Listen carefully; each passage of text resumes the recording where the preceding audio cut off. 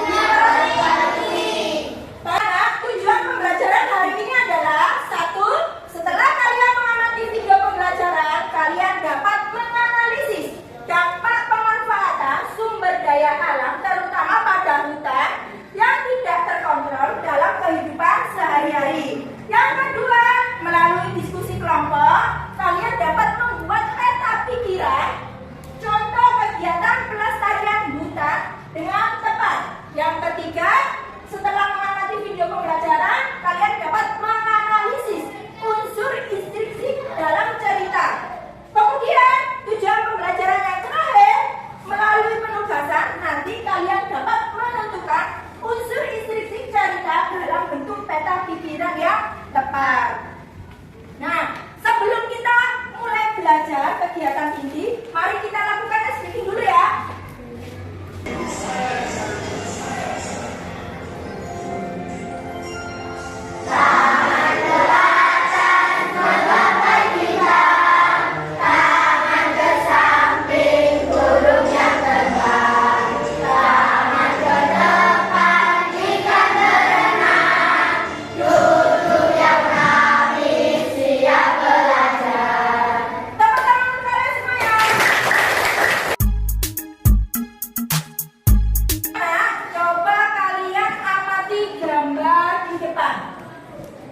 Nah, di situ sumber daya alam apa yang digunakan?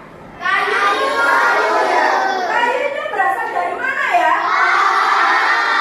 Nah, pohon apakah termasuk sumber daya alam yang dapat diperbarui? Iya. Nah, anak-anak coba perhatikan. Bagaimana pemanfaatan sumber daya alam yang tidak terkontrol pada hutan? Bagaimana ya? Bagaimana? Hutan akan menjadi gundul. Kemudian apa lagi? Jika kita memanfaatkan hutan secara berlebihan, itu bagaimana ya nanti?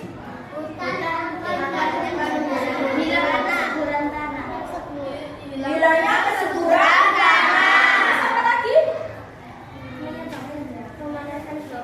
Menyebabkan pemanasan global. Mau tanya, Iya, Aksa. apa yang terjadi jika hutan habis? Nah, ada teman kalian yang bertanya, apa yang terjadi jika hutan itu habis? Apa yang terjadi? Hutan akan turun. Apa yang terjadi kalau hutan itu habis? Akan terjadi panas. Akan menyebabkan panas, kemudian menyebabkan banjir. Memahami dari pemanfaatan hutan yang berlebihan, dampaknya seperti apa? Coba kalian baca cerita berikut. Nah, siapa yang membantu ibu membaca? Coba Deva, dibaca ya. Semuanya juga membaca dalam hati.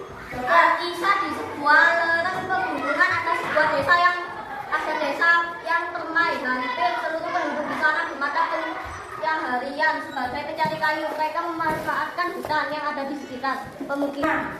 Bagaimana keadaan desa tersebut?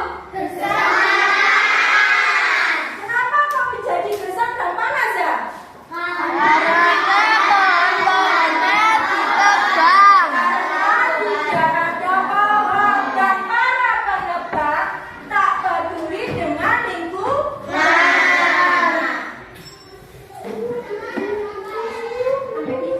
Untuk memahami dampak dari pemanfaatan sumber daya alam yang tidak terkontrol, mari kita simak video pembelajaran berikut. Manusia, entah itu manfaat secara langsung atau tidak langsung pada kehidupan manusia. Coba kalian amati. Simak 7 manfaat hutan bagi manusia yang manfaat hutan bagi manusia yang pertama adalah untuk mengatur perubahan iklim. Perubahan iklim menjadi karena ada intensitas di lingkungan yang berlebihan, seperti zat karbon yang sangat banyak di udara karena aktivitas industri dan kehidupan masyarakat perkotaan. Untuk itu, hutan juga bisa memperlambat laju pemanasan global. Ini bisa terjadi saat tidak ada lagi penebangan hutan dan penambahan lahan hutan. Paru-paru dunia. Hutan juga memproduksi oksigen yang dibutuhkan oleh manusia dan hewan. Bayangkan, tanpa ada hutan, oksigen semakin menipis dan karbon meningkat, membuat manusia menjadi susah bernafas. Mencegah erosi dan banjir. Pemanfaatan di hutan mempunyai akar yang menjauh. Manfaat hutan yang terakhir dalam daftar ini adalah dapat menampung air hujan. Hujan yang jatuh di tanah tanpa adanya hambatan dari akar-akar pohon bisa mengalir begitu saja hingga menuju pantai. Air tidak sama sekali masuk ke dalam tanah. Manusia pun akan kehilangan sumber air untuk kehidupan mereka. Ketika jumlah hutan dan populasi manusia sudah tidak seimbang untuk manfaatnya. Itulah 7 manfaat hutan bagi manusia yang setelah kalian mengamati video pembelajaran, nah apa yang kalian pelajari dari video tersebut? Kalian belajar tentang apa video tersebut? Dampak penebangan hutan secara liar. Dapat pemanfaatan hutan secara liar. Nah, tadi di video tersebut disebutkan ada berapa macam manfaat hutan? 5. Yang pertama adalah apa? Paru-paru dunia. Mengapa tadi disebutkan di video? Mengapa hutan disebut sebagai paru-paru dunia?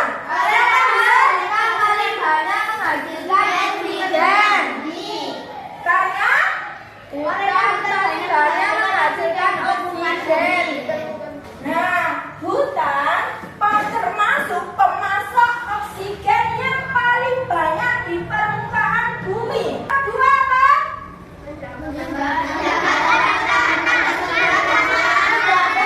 Kesuburan tanah.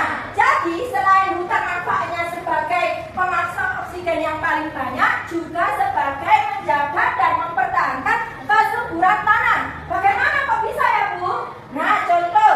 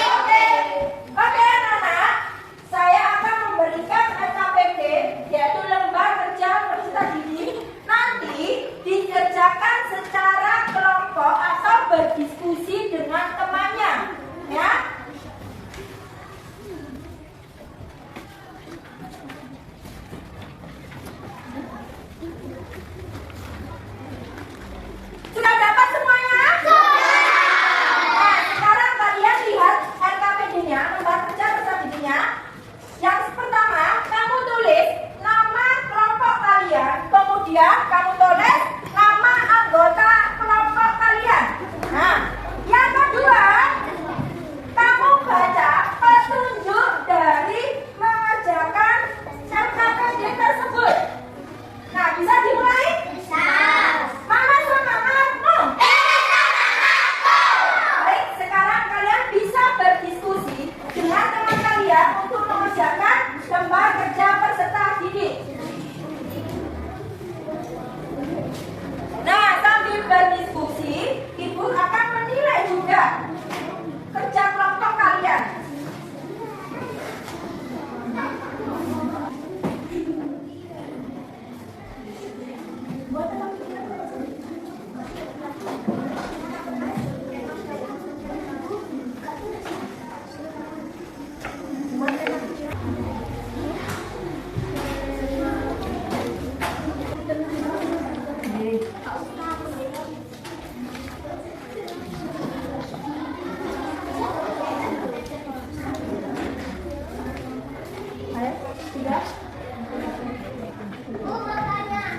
Ya. Kenapa sih?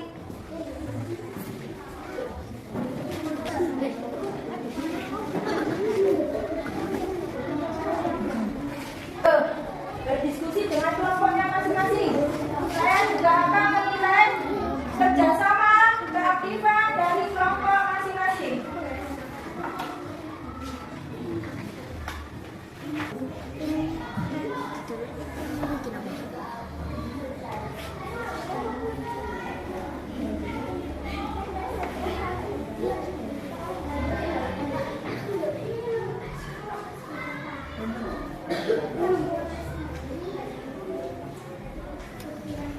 Sudah selesai?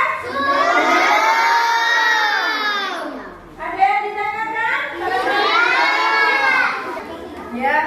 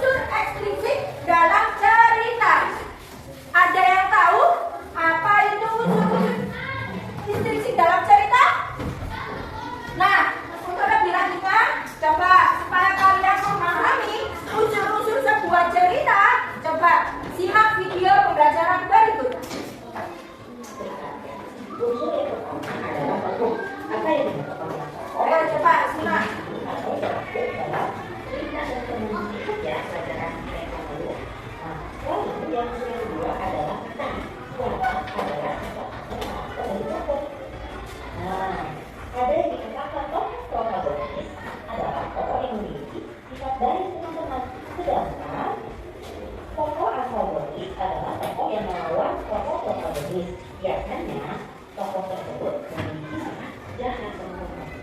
Lalu yang ketiga, bukan lafaz atau safety adalah gambaran tepat, waktu, atau segala situasi di tempat peristiwa terjadi di dalam cerita. Lalu selanjutnya, lafaz selanjutnya ada tema. Tema selanjutnya ada amanah teman-teman. Amanah cerita adalah pesan yang ingin disampaikan pengarang kepada pembaca. Amanah disampaikan lewat pemerangan tokoh baik melalui ucapan maupun perbuatan tokoh tersebut. Nah, yuk teman-teman. Nah, itulah tadi unsur instruksi pada cerita. Ada apa saja? Unsur instruksi cerita.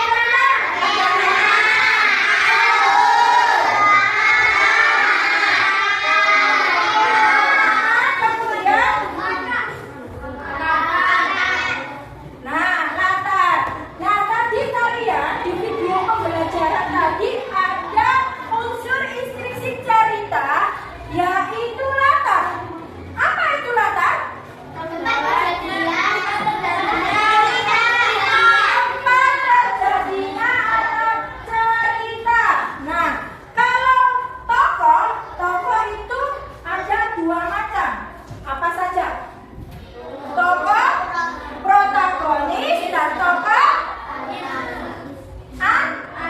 antagonis. Kalau tokoh yang berperan atau bersifat jahat itu namanya tokoh apa? Apa? Antagonis. Kalau tokoh yang berperan baik disebut tokoh apa? Protagonis. Jadi anak-anak, dalam cerita itu terdapat unsur instruksi cerita. Yang satu tema, judul, tokoh, latar, amanah. Nah, sekarang coba ibu punya sebuah cerita dongeng. Coba kalian analisis mana yang termasuk judul, yang termasuk tokoh, amanah, dan latarnya. Aku hanya bisa sebut dengan mana tadi Kak Biu.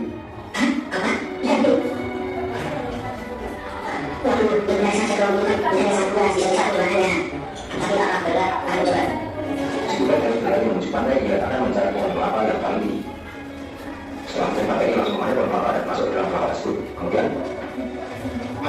tiba-tiba Biu tersebut menjadi kesakitan. Terang saja, si tupai keluar dari kelapa memakai dalam perut ikan Biu, kemudian menggigit hati ikan Biu. Akhirnya Biu tersebut mati dan tupai berhasil keluar membawa hati ikan Biu untuk dikembalikan pada temannya si ikan Kabus. Kabus, gimana kamu? Aku berhasil membawa hati ikan Biu. Kamu berhasil? Terima kasih. Tadi cerita dongeng tentang apa ya? Jadi kalian sudah bisa menentukan unsur instruksi pada cerita tupai dan ikan bagus. Judulnya apa ya? Siapa tokoh dalam cerita tersebut? Tupai, ikan bagus, dan ikan hiu. Bagaimana sifat tokoh tersebut? Siapa yang bisa menyebutkan?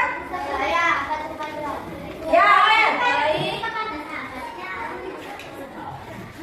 Ikan yang sifatnya jahat, tupai sifatnya sangat baik, ikan gabus sifatnya juga baik. Nah, kalau tupai sifatnya bagaimana tupai? Baik. Kalau ikan hiu? Tetap jahat. Kalau ikan gabus? Baik. Nah, tempat atau latar? Bukan. Karena terjadi mana? Bukan. Akhir cerita. Siapa yang bisa menceritakan akhir ceritanya? Ikan gabus dan tupai bagaimana? Siapa yang bisa katakan? Ayo, selain Krisna siapa? Aksa, ayo coba Aksa. Betapa senangnya Tuhan melihat ikan gabus jalan seperti sedia kalah. Nah, akhir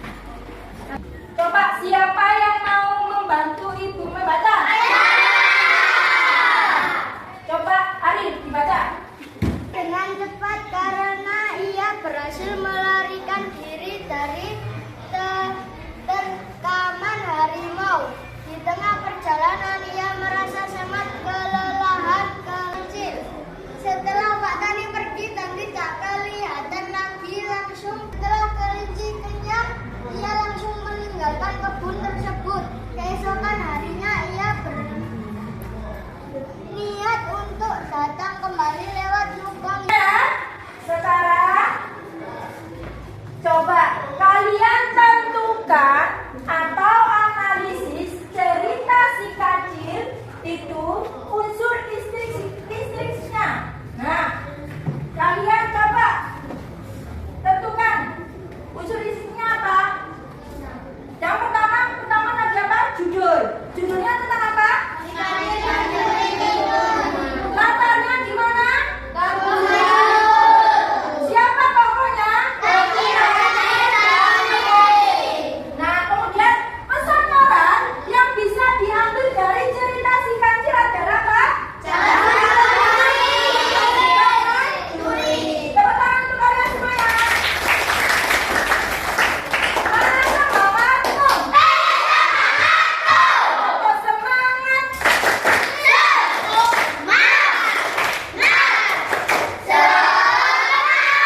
Baik, untuk tugas kedua, kalian tetap bekerja sama dengan kelompok kalian masing-masing ya. Saya berikan LKPD yang kedua tentang bahasa Indonesia.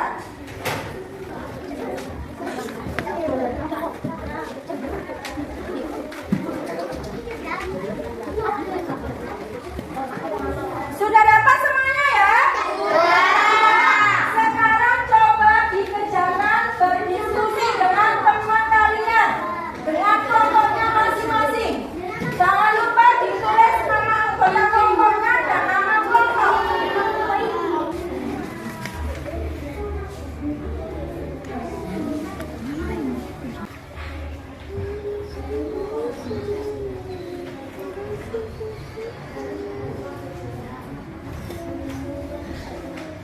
Ayo, sambil kalian bekerja kelompok, itu akan menilai kerjasama kalian dalam kelompok.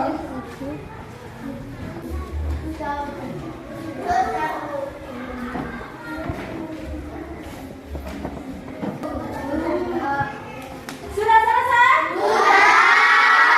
Apa sudah selesai?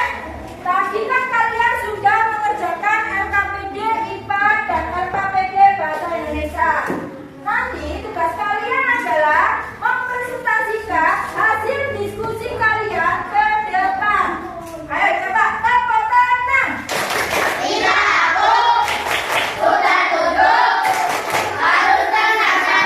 Oke, sekarang kita coba mempresentasikan tugas kalian LKPD IPA. Kelompoknya siapa yang mau maju duluan? Coba kelompok 5 presentasikan hasil dari diskusi kalian ya. Ayo, nggak usah Tidak menekan pohon dibaca judulnya dulu. menjaga kelestarian Yang keras supaya temannya bisa terdengar. menjaga kelestarian umum. Kelestarian bisa. Kalian hutan. 1, Tidak menebang pohon sembarangan. ya.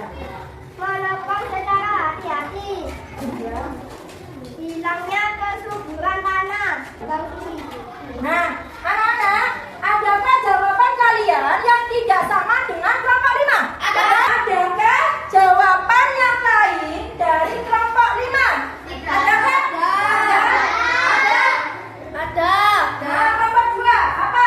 Melakukan sistem terbang pilih. Nah, melakukan sistem terbang pilih juga termasuk cara menjaga kelestarian hutan. Tepuk tangan untuk kelompok 5.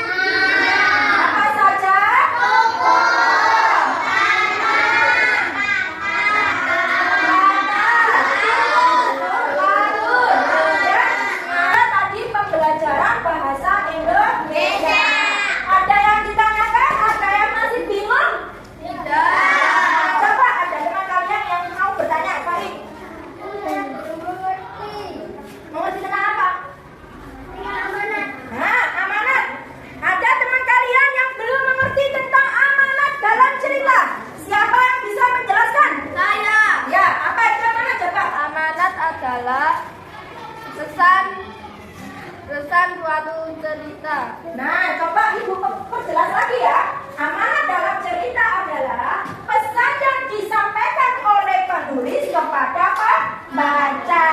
Misalkan, kalau tadi kalian sudah belajar menentukan menganalisis unsur intrigi pada dongeng Timun Mas. Amanatnya apa?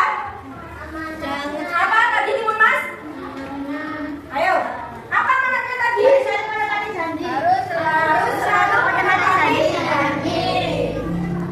Bagaimana kalian tadi sudah mempresentasikan hasil diskusi kalian? Sekarang Ibu akan memberikan soal evaluasi yang dikerjakan sendiri-sendiri, tidak berkelompok ya.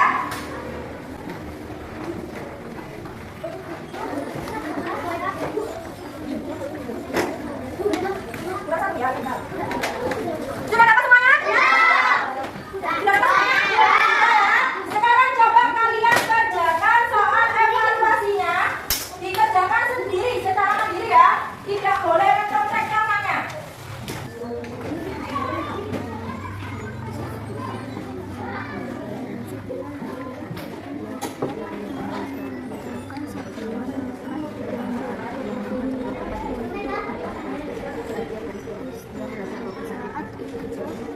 Sudah selesai?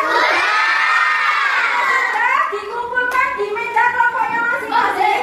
Nanti diambil sama Bu Mega.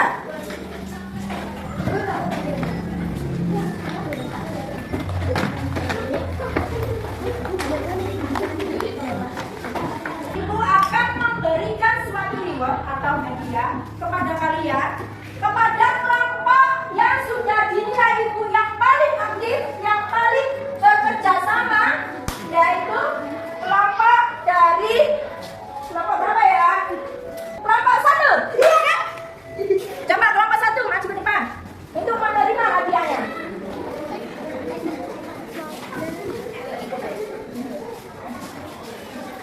Nah, ini adalah reward atau hadiah yang diberikan Bu Mega kepada kelompok 1, yaitu aktif dalam berdiskusi, kemudian kerjasamanya dalam berdiskusi, dan banyak bertanya tentang pembelajaran. Ini nanti dibagi dengan kelompoknya masing-masing, anggota kelompoknya masing-masing ya. Tepuk tangan untuk kelompok 1. Nah, kita lakukan ice breaking dulu ya, supaya kalian tidak jenuh. Kalian berdiri.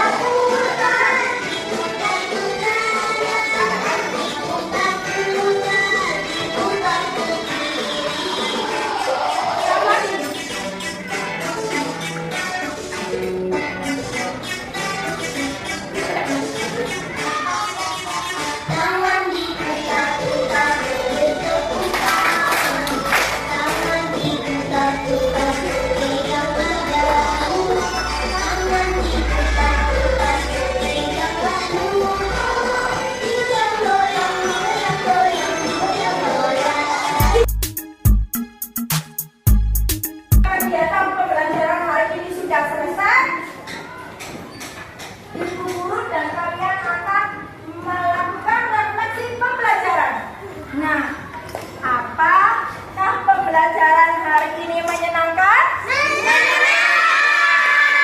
Kenapa kok bisa menyenangkan?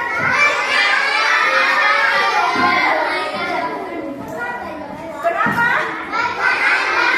Ada video, karena menari-menari Bu. Nah, anak-anak jangan lupa ya, kalian di rumah tetap belajar. Besok materi berikutnya yaitu kita belajar tentang unsur ekspresi pada cerita. Dan besok ada pembelajaran